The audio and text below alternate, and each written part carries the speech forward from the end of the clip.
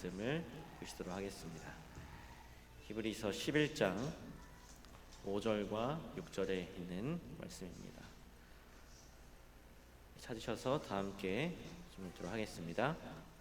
히브리서 11장 5절로 6절입니다.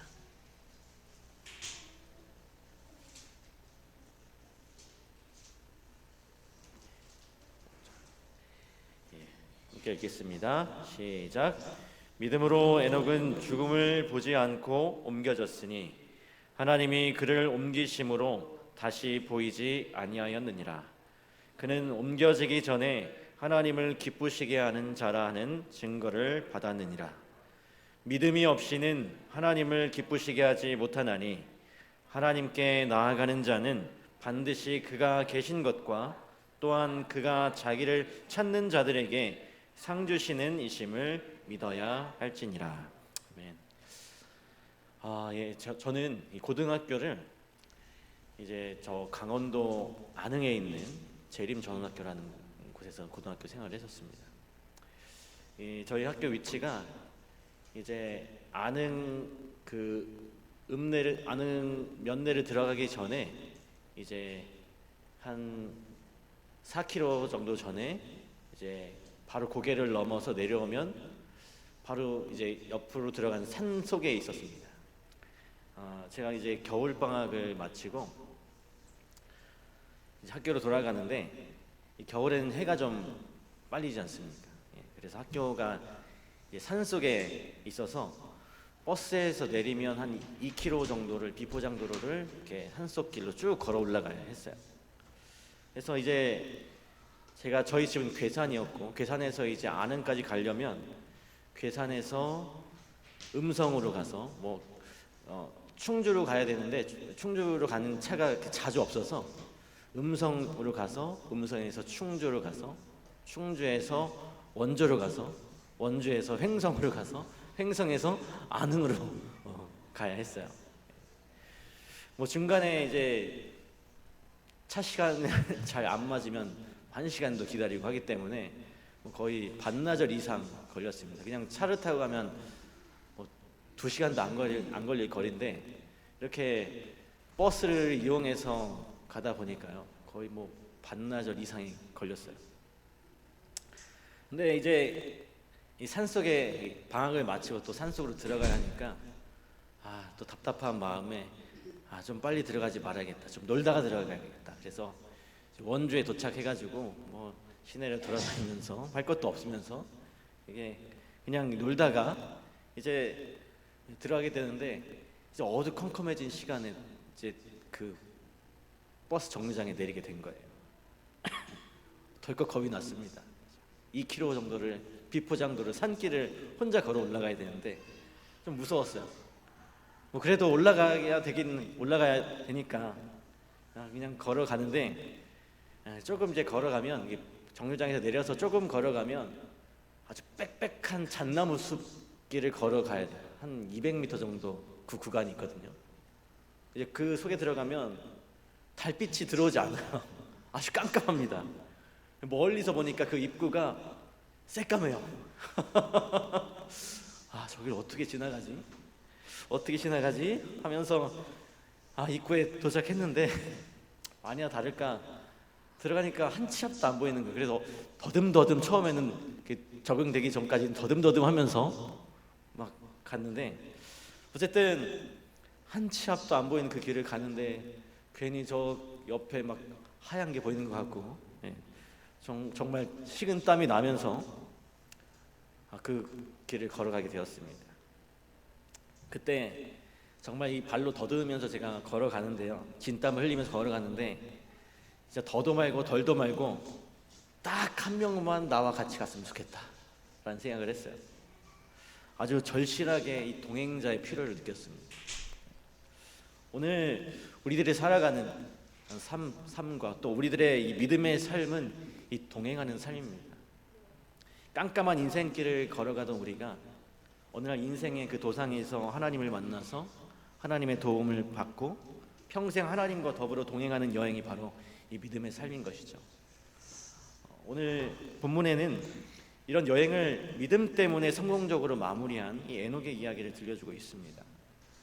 오늘 이 시간에 에녹의 믿음의 모습을 좀 살펴보면서 우리가 어떠한 결심을 해야 하고 또 어떠한 삶의 자세로 살아가야 하는가 함께 생각하며 은혜 받는 시간을 갖도록 하겠습니다. 첫째로 이 에녹의 믿음은 인정받는 그런 믿음이었어요. 우리가 5절에 보니까요, 믿음으로 에녹은 죽음을 보지 않고 옮겼으니 하나님이 저를 옮기심으로 다시 보이지 아니하니라. 저는 옮기기 전에 하나님을 기쁘시게 하는 자라는 증거를 받았느니라. 믿음으로 에녹은 하나님을 기쁘시게 하는 자라는 그 증거를 받았다라고 이렇게 기록하고 있습니다. 다시 말하면 이 믿음으로 하나님을 기쁘게 하는 자라는 인정을 받았다라고 하는 것이죠. 그래서 이 에녹의 믿음은 하나님을 기쁘시게 하는 그런 믿음이었습니다.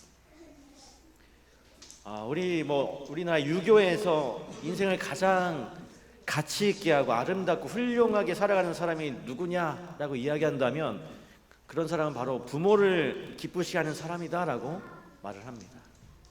그리고 그들을 효자, 효녀라고 부르죠.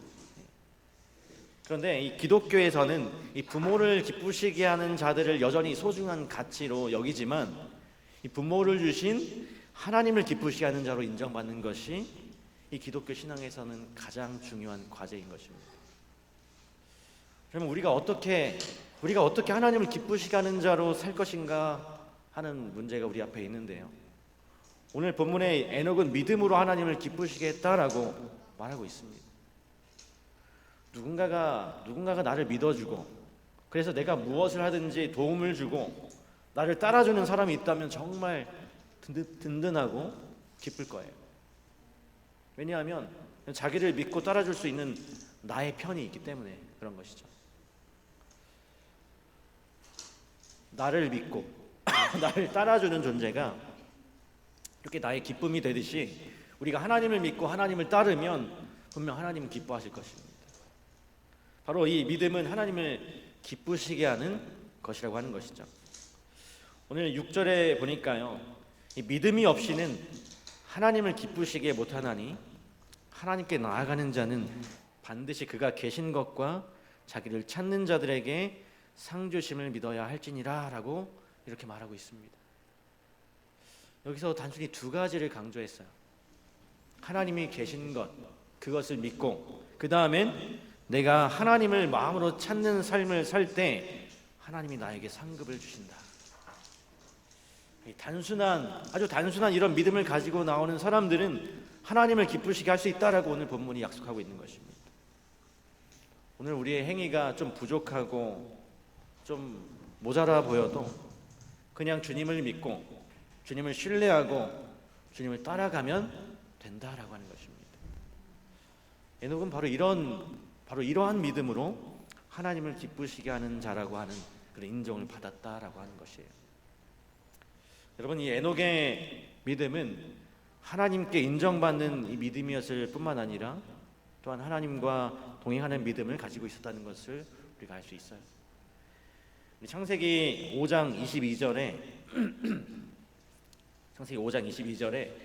에녹이 무드셀라를 낳은 후에 300년을 하나님과 동행했다라고 나옵니다.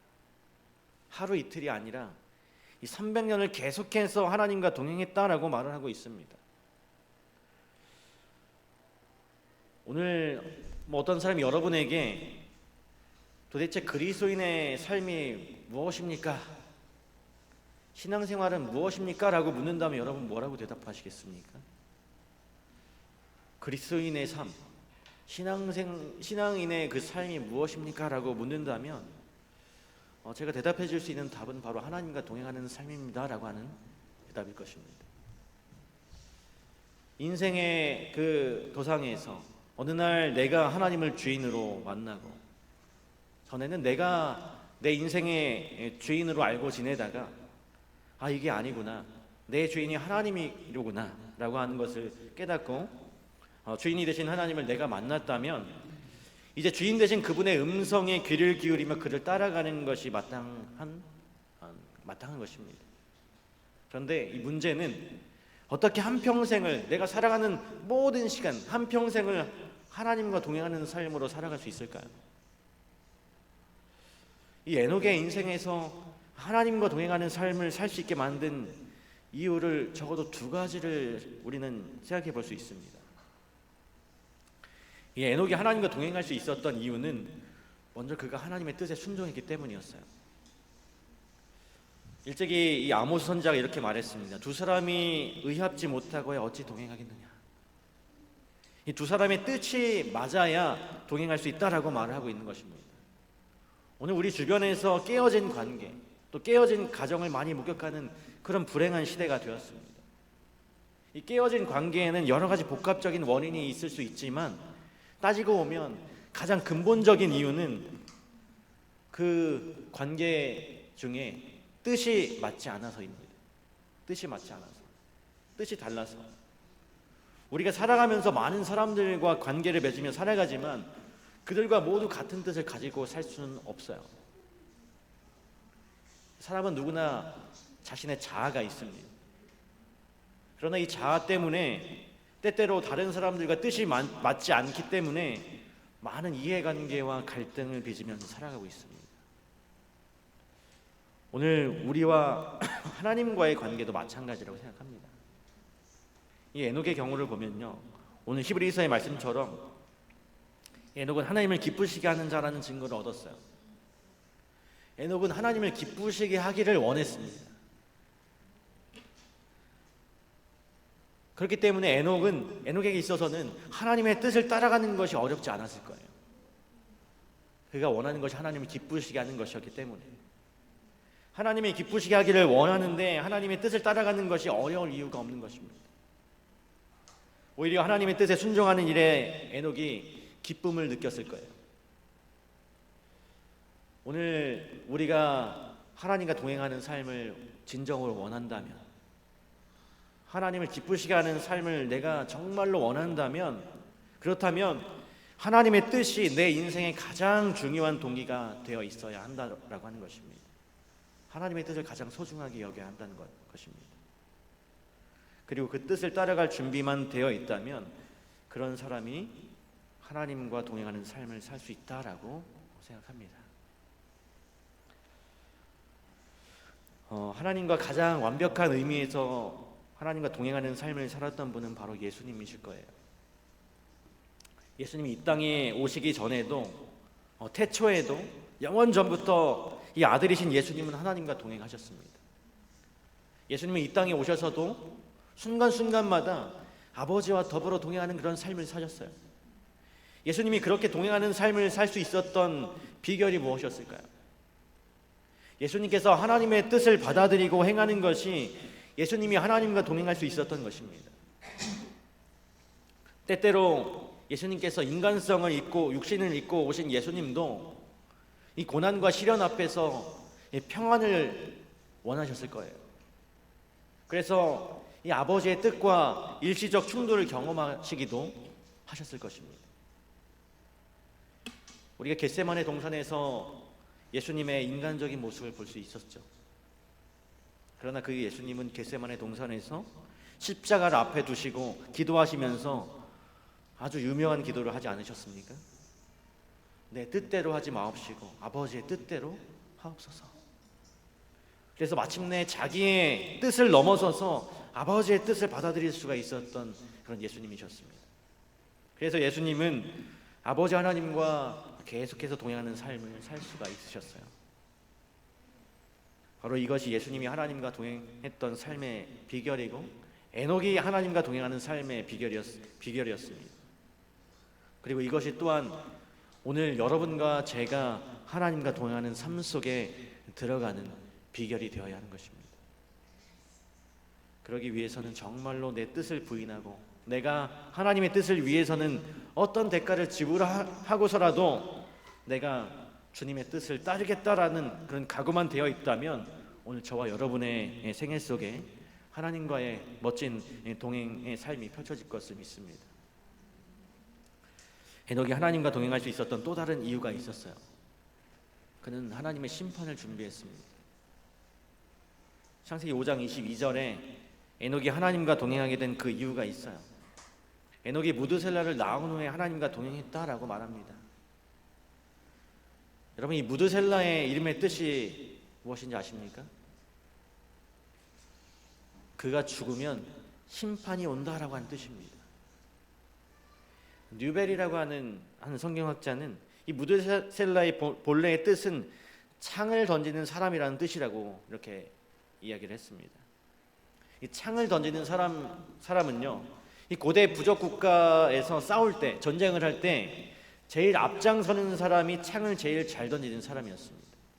그래서 이 앞장서서 오는 사람, 창을 잘 던지는 저 사람만 쓰러뜨리면 저 부족은 끝장이 난다고 봤습니다.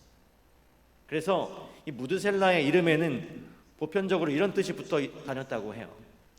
무드셀라가 죽으면 끝이다. 그가 죽으면 심판이 온다. 세상은 끝이 온다. 바로 에녹이 아버지잖아요. 에녹이 그때부터 아들 무드셀라를 부를 때마다 그 다가오는 심판을, 하나님의 심판을 생각했어요. 또 그 심판을 생각하면서 이 아들의 이름을 지었겠죠. 그리고 그 심판의 자리에서 부끄럽지 않게 하기 위해서 그는 하나님과 매일매일 동행하는 삶을 살아가게 된 것이었습니다.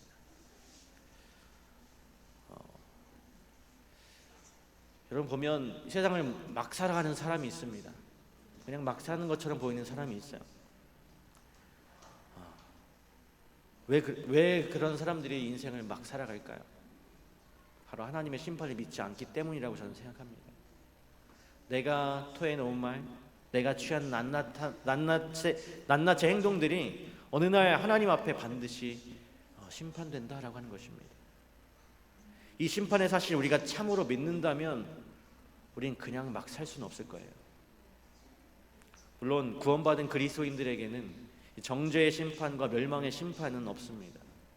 그러나 그리스도인들에게도 심판이 있다는 것을 성경은 말합니다. 그 심판이 바로 이 조사 심판, 재림전 심판이라고 말하는데요. 이 성경은 말하기를 우리도 그리스도의 심판대 앞에 드러나 각각 행한 것을 따라 받으려 함이라라고 고린도서 5장 10절에 이렇게 이야기했습니다. 우리의 살아왔던 결산의 심판이 반드시 있다라고 하는 것이죠. 우리가 이것을 참으로 믿는다면 우리는 적당히 살 수가 없는 것입니다. 오늘 밤에 내 일생이 끝난다.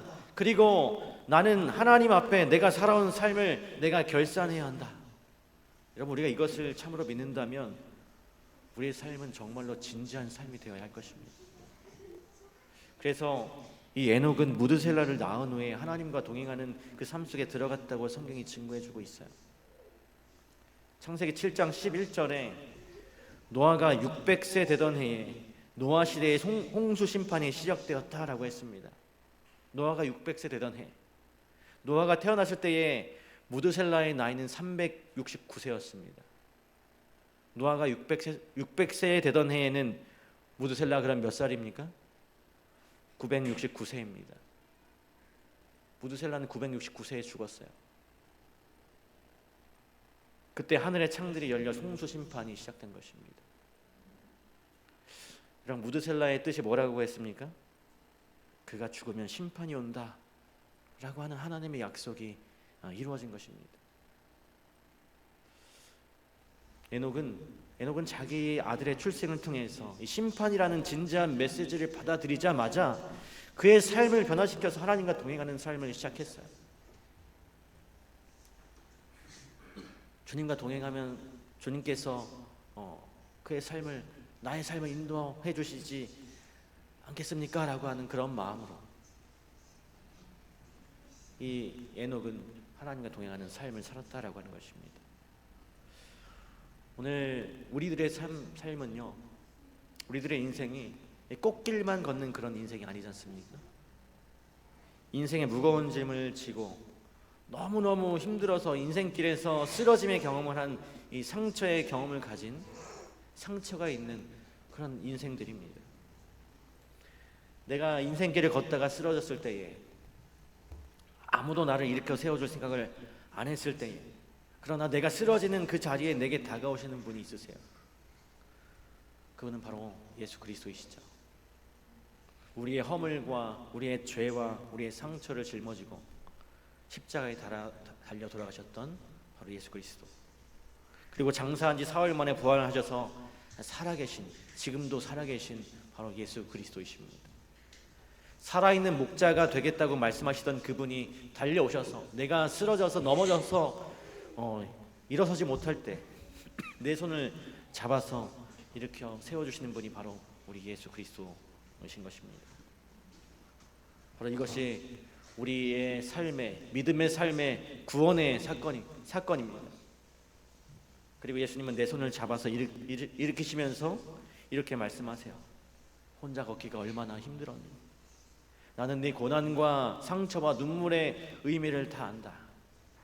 인생은 혼자 살기에는 너무 힘들고 너무 벅차고 너무나 어려운 길이기에 함께 가야 돼. 내 손을 꼭 잡아라. 그리고 우리는 이제부터 함께 동행하는 거야. 저 하늘나라에 도착할 때까지 내 손을 잡고 나를 따라와.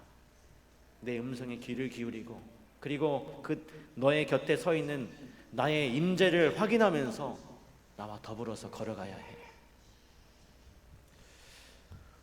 우리가 때로 그분의 손을 잡고 걸어가면서도 넘어질 수가 있습니다. 그때마다 그분은 또 말씀하세요. 뭐라고 그랬니? 내 손을 꼭 잡으라고 그러지 않았니? 그때마다 내 손을 잡고 인생의 길을 함께 동행하시는 바로 그분을 우리가 신뢰할 수 있다면 우리는 그분과 함께 마침내 어느 날 하늘나라에 도착하는 그 여행의 아름다운 결실을 우리가 보게 될 것입니다. 사랑하는 성도 여러분, 이 에녹이 보여준 동일한 그 믿음, 하나님과 동행하는 그 동일한 믿음을 오늘 우리가 똑같이 가질 수 있습니다. 그렇다면 우리는 믿음으로 하나님을 기쁘시게 할 수 있다는 사실을 기억해야 하는 것이죠. 만약 하나님의 뜻을 내 인생을 향한 가장 중요한 뜻으로 받아들이고 그분의 곁에 바짝 서서 그를 붙들고 걸어갈 수만 있다면 에녹의 동행은 바로 우리의 삶의 동행이 될 수 있다는 것을 여러분 믿으시길 바랍니다. 믿음으로 다시 일어나 그분의 손을 잡고 주께서 보여주시는 그 영광의 나라를 향해서 다시금 전진할 수 있는, 아무리 내가 쓰러져서 힘들다 할지라도 다시 주님의 손을 잡고 일어서서 전진할 수 있는, 그래서 하나님과 동행하는 우리 모두가 되길 간절히 바라면서 말씀을 마치도록 하겠습니다.